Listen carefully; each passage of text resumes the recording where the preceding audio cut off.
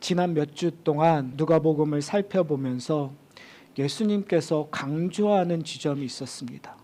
그 강조하는 지점은 우리가 생각하고 있는 상식과는 좀 반대되는 내용들이었습니다.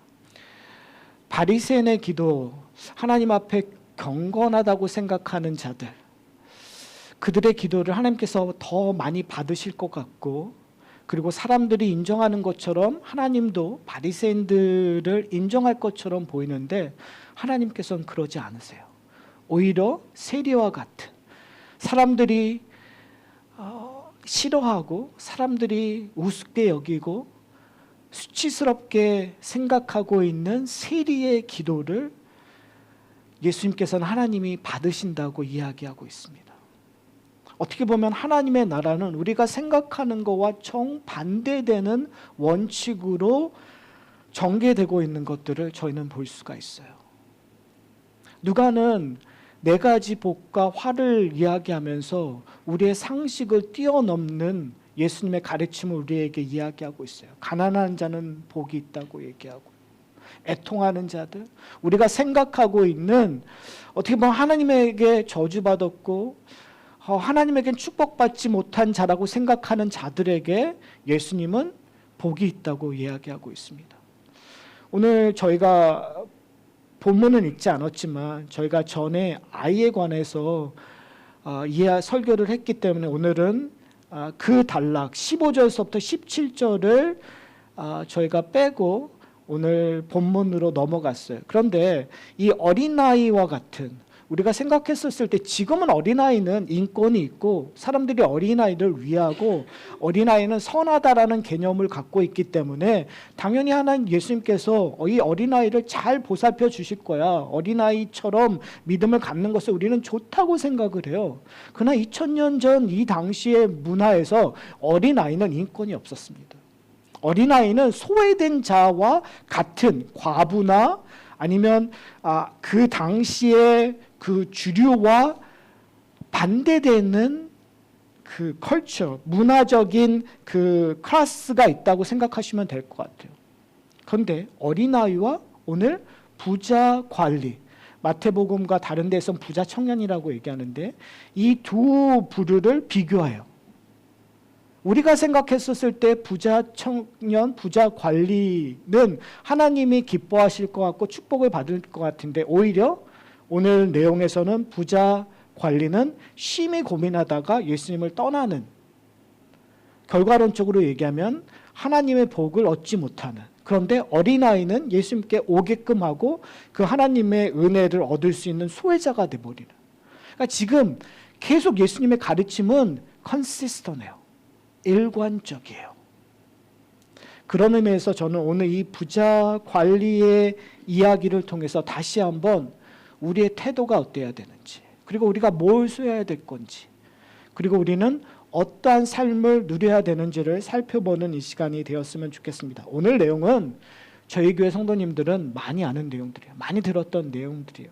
한 관리가 예수님께 나와서 이렇게 얘기합니다. 선한 선생님이요, 어떻게 하여야, 무엇을 해야 영생을 얻을 수 있습니까? 라는 질문을 던져요. 근데 예수님의 반응이 되게 냉담하세요. 뭐라고 얘기냐면 내가 어찌하여 나를 선하다 일컫느냐, 하나님 한 분 외에는 선한 이가 없느니라. 이런 이야기하는 이유는 예수님께서 이 관리의 의도를 알았어요. 이 관리는 예수님께서 그 당시에 센세이션을 일으키는 정말 위대한 선생님이라는 생각을 했기 때문에 자기가 갖고 있는 사상, 자기가 갖고 있는 하나님에 대한 그것들을 확인받고 싶은, 그리고 인정받고 싶은 마음에 있어서 예수님께서 나와서 얘기해요. 그래서 선한 선생님이라는 정말 존대하는 단어를, 그 용어를 쓰고 있는 거예요. 근데 예수님께서 얘기하는 거예요. 지금서부터 얘기하는 것은 오직 선하다라고 할 수 있는 하나님께서 말씀하시는 것입니다 라는 것들을 확인시켜주고 싶은 거예요. 오직 하나님 외에 선하다는 얘기를 할 수 없다. 그런데 지금 이 선한 것들, 진리에 대해서 얘기하신 것은 결국은 예수님이 누구이심을 반증하고 있는 거죠. 하나님의 아들이심을 반증하고 있는 거예요. 그런데 이 관리의 질문에는 오늘 한국어 성경에서는 내가 무엇을 얻어야 영생을 얻으리까라고 얘기하지만 이 원어적 개념으로 얘기하면 이 얻는다라는 그 단어의 의미는 상속의 의미를 갖고 있어요. 그러니까 얻는다라는 건 어떻게 보면은 뮤추얼한 상태에서 뭘 해야 영생을 얻습니까? 라는 질문을 던지는 거잖아요. 그런데 이 단어의 의미를 상속의 개념으로 얘기하면 뭘 생각하고 있는 거죠? 이 영생은 내가 얻는 줄 알고 있습니다. 그러니까 다른 말로 얘기하면 내가 상속을 받을 수 있는 걸 다시 확인하고 싶은 절차예요. 그러니까 유언에 대한 확인을 하고 싶은 거죠. 이것이 계속 유언이 지속되고 있습니까? 그것을 내가 어떻게 알 수 있습니까? 라는 질문을 던지고 있다고 보시면 될 것 같아요. 그러자 예수님께서 그러면 이 상속에 대한 것들 우리 한번 볼까? 라고 얘기하면서 예수님께서 답을 하세요. 뭐라고 얘기하냐면 이렇게 해요. 20절에 내가 계명을 아느니 간음하지 말라, 살인하지 말라, 도둑질하지 말라, 거짓 증거하지 말라, 내 부모를 공경하여라 하였느니라 라고 얘기해요. 그러자 이 관리의 질문 답이 뭐죠? 내가 어렸을 때부터 다 지켰습니다. 왜 이런 답을 할 수 있냐면 지금 이 내용들은 십계명에 기록되었던 내용들이에요. 이스라엘 백성들이라면 특별히 바리새인들이라면 이 율법을 지키는 일에 열심을 내었었어요. 당연히 그러니까 이 부자 관리가 제가 어려서부터 잘 지켰습니다. 뭘 확인하는 거죠? 내가 이것을 받을 상속자임을 저는 잘 알고 있고 그 상속받은 일들을 제가 잘 감당했습니다. 그러니까 저 영생 받는 거 맞죠? 우리식으로 얘기하면 어떤 거예요? 저 구원받는 거 맞죠? 라고 얘기하는 거예요. 제가 교회 생활 열심히 하고 예수님 잘 따르고 있는 거 아닙니까? 저 구원받는 거죠? 저 천국 가는 거죠? 맞죠? 라고 확인하고 있는 과정이에요. 그런데요, 참 재밌는 게 이 본문을 이 당시 2000년 전에 문화적 관점으로 연구한 신학자가 지금 이 요구 상황을, 이 계명을 배치한 내용을 가지고 이렇게 설명해요. 첫 번째 뭘 얘기하죠? 간음하지 말라라고 얘기해요. 맨 마지막이 뭐죠? 내 부모를 공경하라고 얘기해요. 그러니까 지금 문화적인 기법, 문학적인 기법도 그러고 그 문학적인 기법을 통해서 지금 의도적으로 가족의 중요성을 얘기하고 있어요. 간음하지 말라와 부모를 공경하라. 그리고 그 가운데 세 가지를 얘기하는데 살인하지 말라, 도둑질하지 말라, 거짓 증언하지 말라. 사회적 관점을 얘기하면서 그 중간에, 이게 문학적인 기법으로 얘기했을 때 카이스미라고 얘기했고 그 중간의 내용이 중요해요. 그러니까 오늘 본문에도 이 문학적인 기법으로 가장 중요한 것이 뭐냐면 영생이 무엇입니까? 라는 질문이 하고 영생의 답에 대해서 맨 마지막에 얘기하고 그 중간에 낙타와 바느끼에 대한 이야기를 하면서 불가능하다. 인간이 아무리 바리새인이고 부자여도 스스로 구원을 받을 수 있는 것이 불가능하다는 것들을 정점에서 얘기하고 있는 거예요. 그러니까 이 모든 이야기의 정점은 인간이 자기의 힘으로 영생을 얻을 수 없다는 것을 이야기하고자 하는 문학적인 기법을 사용하고 있어요. 그런데 그 가운데 뭘 얘기하고 있냐면 도둑질하지 말라. 재산에 대한 이야기를 하고 있어요. 그러니까 이 부자 관리는 저 잘 지켰습니다라고 얘기하는 거예요. 그런데 예수님께서 너 정말 잘 지켰어? 그러면 그 핵심에 대해서 한번 논해보자라고 얘기하면서 뭘 얘기하시냐면 이렇게 얘기해요. 22절에 네가 한 가지 부족한 것이 있으니 내게 있는 것을 다 팔아 가난한 자들에게 나누어 주라. 그리하면 하늘에서 내게 보화가 있으리라. 한 가지 근본적인 문제가 뭐죠? 지금 어떻게 보면은 표면적으로 이 관리는 잘 지키고 있다고 생각했었던 거예요. 저는 이 관점에서 우리를 좀 돌아봤으면 좋겠어요.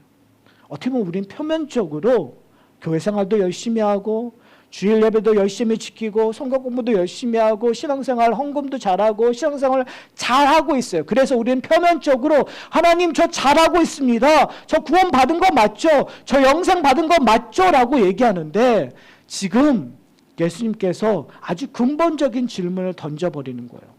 한 가지 못하는 게 있는데 네 재산을 팔아서 가난한 사람에게 나눠주라는 거예요. 이 부자 관리는 심히 고민해요. 여러분 고민 안 되세요? 저한테 재산을 팔고 다 나눠주라고 얘기하면 저도 고민될 것 같은데요. 가진 게 별로 없지만.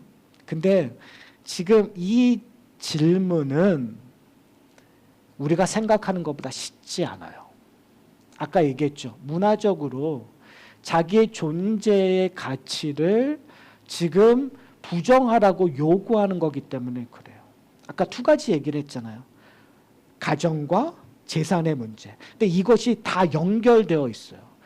재산을 판다라는 의미는 뭐죠? 2000년 전에 자기 재산을 판다라는 의미는 자기의 땅을 팔아야 되는 거예요.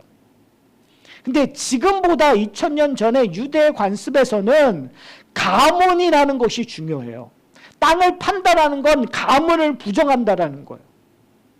재산만 판다라는 것이 아니라 내가 내 가문, 나의 존재를 부정하는 거예요. 사회로부터 파괴되는, 사회로부터 찢겨져 나가는 것들을 경험한다는 거죠.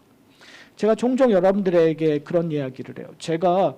사실은 저는 어렸을 때부터 교회 생활을 했고 교회 그 크리스천 가정에서 태어났기 때문에 그런 개념이 없었다가 제가 처음으로 이게 내가 어딘가를 쫓겨난다라는 개념이 뭔가를 인식한 것이 제가 88년에 케냐에 단기 선교를 갔다가 이슬람 지역에 있는 마을에 가서 사역을 할 수 있는 기회가 있었어요. 근데 그때 마침 그 이슬람 지역에서 예수를 믿다가 파문당한 사람을 이야기를 들었던 적이 있었어요. 근데 그 얘기하는 것이 뭐냐면 다 완전히 가족으로부터 배척당한다는 거예요. 내가 예수를 믿었기 때문에 그 가족과 그 동네와 그 사회로부터 완전히 배척당했다라는 거예요. 자기의 목숨의 위험에. 그러니까 그런 이야기를 듣고 이게 예수를 믿는 것이 그냥 간단한 것이 아니구나라는 것들을 제가 한국에서 미국에서 느꼈던 것이 아니라 케냐에서 그 사람을 목격하고 느꼈었던 거예요. 2000년 전에 그랬다니까요. 내가 지금 예수님께서 아주 근본적인 얘기를 하는 거야. 네가 하나님을 온전히 떠나기 위하여 너의 사회적인 기반을 내놓고 너의 가문의 것들을 내놓고 하나님을 쫓을 마음이 있느냐라는 아주 근본적인 질문을 던졌을 때 이 부자 관리는 심히 근심할 수밖에 없는 거죠. 그리고 결론은 뭐예요? 그럴 수 없었던. 그러자 예수님께서 이렇게 질문해요. 부자가 지금 앞에 있는 사건을 얘기하는 것처럼 우리는 들릴 수 있어요. 부자가 하나님 나라에 들어가는 것이 무엇보다 어렵다는 거죠. 낙타가 바늘기로 들어가는 것보다 어렵다는 얘기를 하고 있는 거예요. 여러분 이거 뭘 얘기하고 싶은 거예요? 불가능하다는 얘기를 하는 거예요. 어떤 신학자는 이 바늘기를 그 성경에서 그 잘못된 번역을 통해서 이것이 뭐 좁은 문이다 아니면 뭐 다른 얘기를 해서 이것을 이해 가능하게끔 만들려고 해요. 근데 여기서 예수님의 비유의 의도는 불가능하다는 걸 얘기하고 싶은 거예요. 부자가 천국에 가는 것이 불가능하다라는 것들을 얘기하고 싶은 거예요. 자, 그러자 문제가 생깁니다. 26절에 보면 이 이야기가 예수님의 이야기가 얼마나 그 듣는 자들에게 좀 이해가 안 되는 내용인가에 대해서 이런 반응이 나와요. 26절에 듣는 자들이 이르되 그런즉 누가 구원을 얻을 수 있겠습니까? 이 말은 뭐냐면 이 당시의 사람들은 부자들은 하나님의 축복을 받은 자들이에요. 그러니까 축복을 받았기 때문에 천국에 당연히 갈 수 있다고 생각을 했었던 거예요. 그래서 반문하는 것이 뭐냐면 그러면 누가 구원을 얻을 수 있습니까? 부자도 천국에 못 가는데 나 같은 존재는 어떻게 천국 가겠습니까? 그러니까 우리가 바리새인들과 세리의 기도를 들었을 때 당연히 하나님께서는 바리새인들의 기도를 들을 거라고 생각했잖아요. 그런데 예수님께서는 뭐예요? 세리의 기도를 들어주신다고 얘기해요. 하나님께서는. 그러니까 우리의 상식과 뛰어넘는 얘기를 하는 거예요. 그러니까 지금 얘기하는 거예요. 누가 구원을 얻을 수 있습니까? 그러자 예수님께서 답을 우리에게 전해주세요. 그 답이 뭐죠? 27절에 무릇 사람이 할 수 없는 것을 누가 하신다고요? 하나님은 하실 수 있다라고 얘기해요. 뭘 얘기하고 싶은 거야? 바리새인들, 그러니까 이 부자 관리의 이 이야기를 통해서 지금 예수님께서 우리에게 전달하고자 하는 핵심 메시지는 구원은 누구에게 있다? 하나님에게 있다. 인간이 아무리 노력하려고 아무리 공로를 세워서 하나님을 기쁘게 한들 그 구원을 스스로 이룰 수 없다. 영생을 스스로 쟁취할 수 없다라는 거예요. 오로지 누가 하는 거예요? 하나님이 하실 수 있다. 여러분 믿습니까? 저는 이게 우리에게 어마어마한 은혜라고 생각을 해요. 자, 그런데 우리에게는 문제가 해결이 되지는 않았어요. 그렇잖아요. 문제 해결됐나요? 그러니까 해결은 됐죠. 구원은 하나님의 은혜로 된 거야. 그런데 우리는 그럼 하나님의 은혜로 됐으면 그런데 우리의 머릿속에는 항상 그럼에도 불구하고 우리가 던지는 질문과 우리가 항상 풀고 싶은 것이 뭐죠? 내가 어떻게 재물을 버릴까? 안 그러세요? 그러니까 우리가 이게 지금 따로 놀 때가 참 많아요. 하나님의 은혜다라는 걸 아멘 해요. 그런데 항상 그럼 우리 부자 청년처럼 되지 말아야지 라는 생각을 해요. 그러니까 부자 청년처럼 되지 않기 위해서 어떻게 해야 돼요? 내가 모든 걸 버리고 하나님을 쫓아야 돼. 근데 문제는 뭐냐면 버릴 수 없어요. 못 버려요. 그러니까 이게 우리의 딜레마예요. 이 딜레마를 전혀 뚱땅치 같이 부수는 사람이 나타나요. 누구죠? 갑자기 베드로가 이렇게 얘기해요. 베드로가 28절에 베드로가 여짜오되 보옵소서 우리가 우리의 것을 다 버리고 주를 따랐나이다.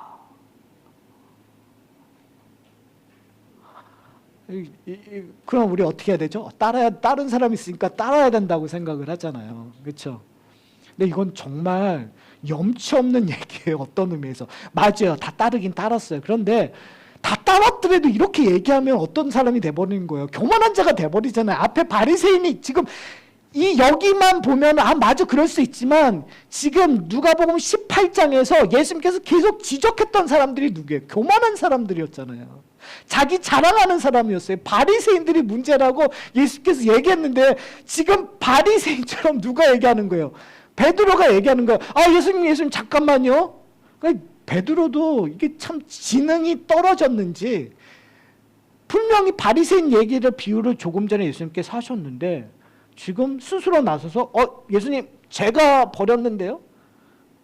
제가 예수님 하나님 위해서 버리고 주를 따랐는데요. 그러면은 저 영생 얻는 건가요? 저 뭐 더 많은 거 가질 수 있느냐라는 식으로 지금 얘기하고 있는 거예요. 이상하죠. 그때 예수님께서 뭐라고 얘기하시냐면 29절에 보면요. 내가 진실로 너에게 이르노니 하나님 나라를 위하여 집이나 아내나 형제나 부모나 자녀를 버린 자는 현세의 여러 배를 받고 내세의 영생을 얻지 못할 자가 없느니라. 자, 이것을 누구에게 주는 것처럼 보여주세요? 베드로에게 보여주는 거예요. 자, 그런데 내세는 이해가 가요. 근데 현세에서 가족을 버렸는데 그렇잖아요. 가족을 버렸는데 아내나 형제나 버린 자는 현세에 뭐요? 여러 배를 받는다라고 얘기해요. 이해가 안 가잖아요. 지금 예수님께서 우리가 이해할 수 없는 원칙을 얘기하는 것처럼 우리에게 들려줘요. 그러니까 우리가 이거를 온전히 이해해야 될 거는 단순히 이 사건에서 지금 이 현 시점에서만 이해하면 안 되고 어떻게 보면 우리는 이 말씀을 온전히 이해할 수 있는 소위 말하는 은혜가 우리에게 주어졌어요. 그것이 뭐냐면 예수님이 마치신 사역 때문에 그래요. 자, 예수님이 마치신 사역, 그리고 지금 누가는 우리에게 계속 뭘 보기를 원하는 거죠? 예수님께서 지금 어디를 향하여 가고 계시는 거예요? 십자가를 향하여 가고 계시는 거예요. 근데 그 십자가를 향하여 가시는 예수님께서 우리에게 요구하는 상황들이 있었어요. 그것이 뭐죠? 나와 함께 가라는 거예요. 나와 함께 멍에를 매라고 요구하고 계세요. 그건 뭐죠? 예수님의 십자가의 사건이 자신의 십자가의 개인적인 어떠한 행동이 아니라 예수님의 그 십자가의 사건은 자기 본인이 하시는 것에 포함되는 어떤 일들이 있다는 걸 우리에게 보여주는 거예요. 예수님의 십자가의 사건이 예수 그리스도와 함께 멍에를 맨 사람과 연관이 있다는 거예요. 자, 그런 의미에서 예수님과 베드로의 관계를 한번 보기를 원해요. 여러분, 예수님이 제자들을 부르셨을 때 베드로가 한 번에 왔나요? 아니에요. 다시 돌아가서, 그렇죠? 다시 어부의 행동을 했을 때 다시 와서 예수님께서 다시 부르셨어요. 그리고 예수님과 했었을 때 자기의 모든 것들을 버린 것처럼 보이지만 사실 그렇지 않았어요. 예수님은 배신했었어요. 여러분, 우리가 생각하고 있는 그 모든 것, 그것은 만약에 그걸 했다면 예수님께서 뭐라고 얘기할 수밖에 없어요. 너 율법 지키라. 계속 그걸 할 수 있는 거예요. 근데 지금 예수님께서 하시는 건 뭐예요? 사람은 할 수 없으나. 여러분, 죄송하지만 여러분의 것들을 버릴 수가 없어요. 제가 확신에 차여서 개런티해 드릴 수 있어요. 여러분이 지금 여러분이 모든 걸 헌신다고 해도 여러분은 여러분의 것들을 10분의 1도 버릴 수 없어요. 근데 오늘 말씀의 핵심은 뭐라고요? 사람은 할 수 없으나 뭐요? 하나님은 하신다고 얘기하세요. 뭘 하신다라는 거예요? 여러분을 영생을 얻게 하시는 일들을 하신다라는 거예요. 심지어 어떻게 해요? 베드로처럼 예수님을 3번 부인해도, 심지어 어떻게 해요? 요셉처럼 소금 기둥이 되어버려도 예수 그리스도의 십자가의 보혈의 피로 말미암아 그 소금 기둥 되었던 우리를 다시 부활하게 하셨단 말이에요. 다시 새롭게 해버렸다는 거예요. 그것이 지금 예수님께서 하고자 하는 거예요. 씨가 뿌려졌는데 옥토에만 뿌려진 것이 아니라 길가에 뿌려지고 가시덤불에 뿌려졌는데 도저히 인간이 할 수 없는 일들이에요. 내 믿음은 항상 의심하고 좌절하고 실패했는데 사람은 할 수가 없어요. 돌짝에서 열매를 맺을 수가 없어요. 그런데 하나님께서는 하신다라는 거예요. 그게 누구를 통해서? 여러분을 통해서 이루어지는 거예요. 근데 놀라운 건 뭐냐면, 저는 오늘 설교를 어떻게 마칠까 고민하다가 오늘 본문을 보면 현세의 여러 배를 받고 라는 이야기가 있어요. 내세의 영생을 얻지 못할 자가 없다. 우리에게 영생을 주어진다라는 거, 우리 영생을 소망한다는 거, 아멘 아멘 아멘. 왜요? 앞으로 일어날 일이니까. 그리고 우리가 그걸 확실히 믿으니까. 그런데 전 오늘 말씀을 끝맺힐 때 현세의 여러 배를 받고라는 거를 도전하고 싶어요. 도대체 그걸 무엇일까? 분명히 하나님의 나라를 위하여 집이나 아내나 형제나 부모나 자녀를 버린 바 되어 버렸어요.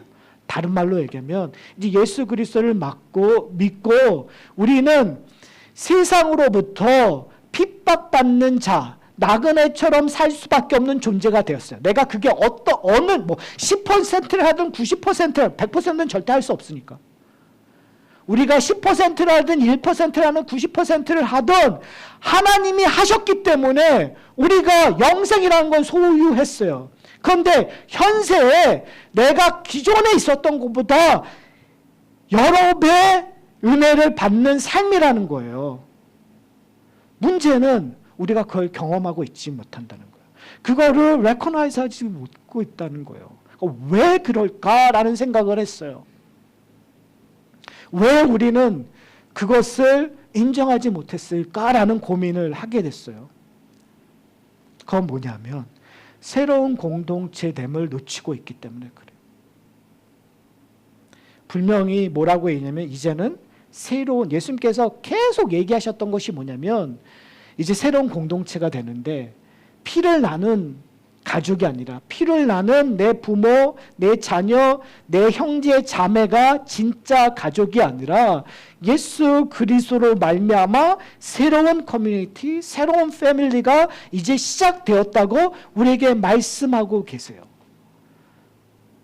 근데 우리의 현실이 뭐냐면 과연 새로운 가족을 통해서 우리는 10배의 복을, 100배의 복을, 아주 미니멈하게 얘기하면 2배의 복을, 아니 1.5배의 복을 경험하고 계십니까? 저는 가끔 이런 생각을 해요. 우리가 성경이 맞다고 믿는다면, 그렇죠? 우리 신학의 근간이 뭐냐면 우리는 하나님의 말씀이 맞다고 믿는 사람들이에요. 그런데 우리의 실생활에서 하나님의 말씀과 대립될 때 우리는 어떠한 태도를 가져야 될까라는 고민을 저는 해요. 그러면 내 생각을 바꾸는 게 맞겠죠. 그렇죠? 성경에서 얘기하는 것들을 우리가 거기에 권위를 두니까 우리가 해야 될 건 내 생각을 바꿔야 되는 거예요. 자, 그렇다면 여기서 뭐냐면 분명히 새로운 공동체가 복이에요. 축복이에요.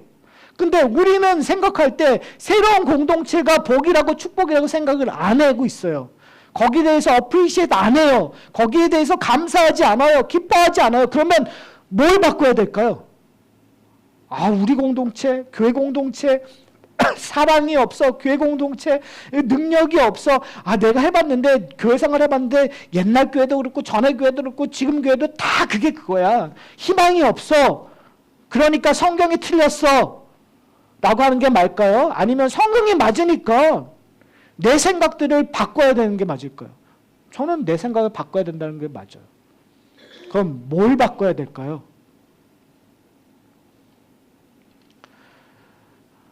저는 우리의 생각의 틀을 좀 바꿨으면 좋겠어요.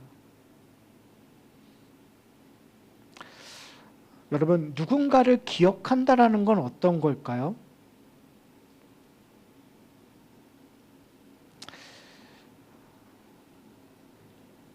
저는 누군가를 기억한다라는 그 얘기를 했었을 때 내가 좋은 사람을 기억한다고 생각했었을 때 일정의 망각이 필요하다고 생각해요. 나쁜 것들을 버리는 것들. 그리고 좋은 것들을 생각하는 것들. 여러분, 부모를 보냈었을 때 그 부모를 기억하는 가장 오래 기록할 수 있는 것들은 뭔지 아세요? 나쁜 것들을 망각시키는 거예요. 그리고 좋은 것들을 기억하는 거예요. 좋았었을 때를 계속 기억하는 거예요. 사랑하는 성도 여러분, 교회 공동체 퍼펙트하지 않아요. 불완전해요. 불평분만을 하려면 수도 없어요. 우리가 이것을 복이라고 생각할 수 있는 유일한 방법은 나쁜 것들을 망각하는 거예요. 그리고 좋은 것들을 기억하는 거예요. 그렇게 생각하다 보니까요, 제가 그랬던 것 같아요. 제가 좋은 것들을 그렇게 많이 생각하지 않았던 거 아닌가라는 생각을 해요. 분명히 좋았던 게 많았는데, 기뻤었던 게 많았었는데 왜 그렇지 않았을까?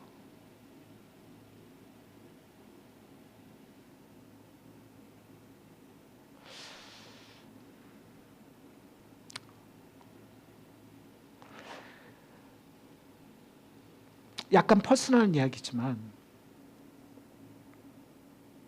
제가 어저께 두 가지 마음이 들었어요. 하나는 박태규 집사님에 대한 서운하거나 나쁜 기억이 하나도 없어요. 희한해요. 다 좋았어요. 다 기억이, 근데 사실 이게 말이 안 되는 거잖아요. 사람의 관계는 100% 좋을 수가 없어요. 그런데 지금 이 모먼트는 지난 일주일, 2주간에는 그냥 좋은 생각만 나는 거예요. 그리고 거기에 의미를 부여하게 되는 거예요. 목사로서. 그러니까 그게 모든 게 의미가 있어져 버리는 거예요. 그리고 또 다른 생각은 어제 환송 예배를 하면서 저희 교회 옛날 성도님들이 오셨잖아요. 한 분 한 분. 그러면서 여러 생각을 하게 됐어요. 근데 좋은 생각밖에 안 나는 거예요. 그러니까 뭐 이렇게 좋게 만날 수 있고 그냥 하니까 이거 기뻤네, 감사하네, 우리 신앙생활 같이 했었던 게 얼마나 좋았고 감사하나? 라는 생각밖에 안 나요. 그러니까 여기서 얘기하는 게 내가 복받은 목사구나.